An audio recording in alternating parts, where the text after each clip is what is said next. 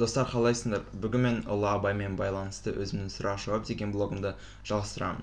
Және бүгінгі талданатын сұрағымыз осындай болады.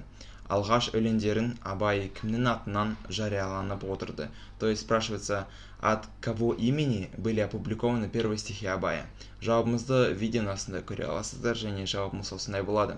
Абай алғашқы өлеңдерін Көкбайдың атынан жариялаған.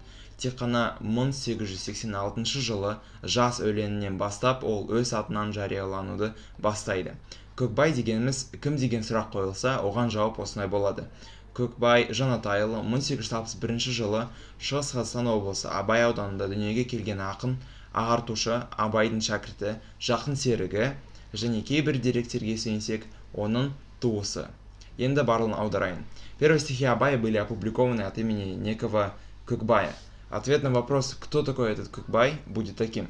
Көкбай Жанатайұлы, поэт и просветитель, ученик Абая, близкий друг Абая, и даже в некоторых источниках его родственник, который родился в Восточной Казахстанской области в Абайском районе в 1886 году. Болды достар, сау болыңыз.